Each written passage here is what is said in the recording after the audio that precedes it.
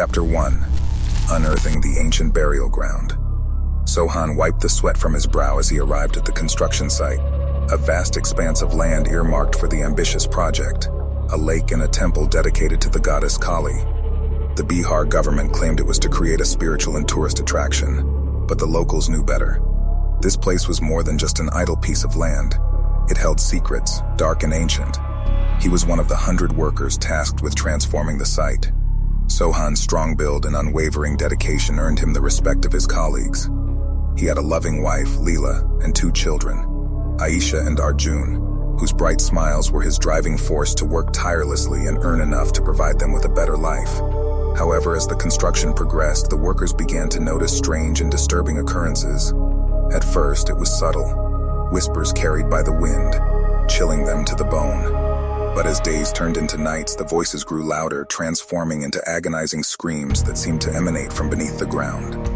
One evening, as Sohan and his friend Ravi were digging the foundation for the temple, they felt an inexplicable coldness envelop them. The earth beneath their feet quivered, and their shovels struck something solid. With a gasp, they unearthed an ancient burial urn, adorned with cryptic symbols and faded engravings. "What in the world is this?" Ravi stammered, beads of sweat forming on his forehead despite the chilly air. Sohan's heart pounded in his chest as he carefully inspected the urn. This is no ordinary burial urn," he murmured. "This is a relic from a time long forgotten, a place of death and despair." As the days passed, the supernatural occurrences intensified. Some workers fell mysteriously ill, while others claimed to have seen ghastly apparitions lurking among the shadows. The air became thick with unease, and even the bravest among them shuddered at the thought of working late into the night.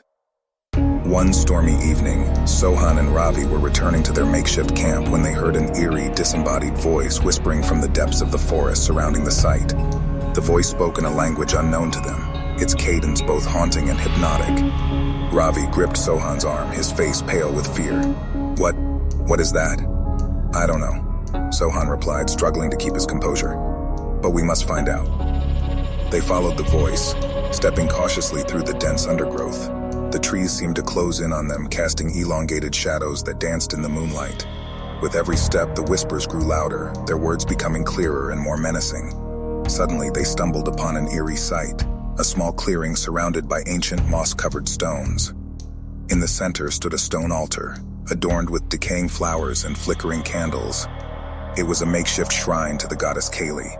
Sohan's heart pounded in his chest as he felt an overwhelming sense of dread. He had heard stories of Kali, the goddess of death and destruction, worshipped by agoras who reveled in chaos and bloodshed. "We need to leave," Ravi pleaded, his voice trembling. But Sohan was compelled to stay, drawn inexplicably to the shrine.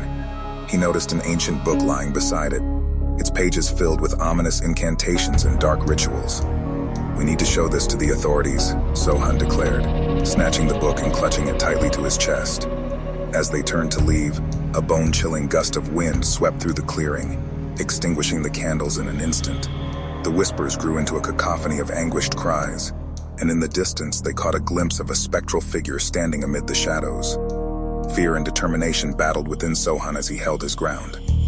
He vowed to unravel the mysteries surrounding the construction site and protect his fellow workers and his family from whatever malevolent force they had awakened. Stay tuned to this channel for part 2 of the story. Meanwhile, consider subscribing. Thank you.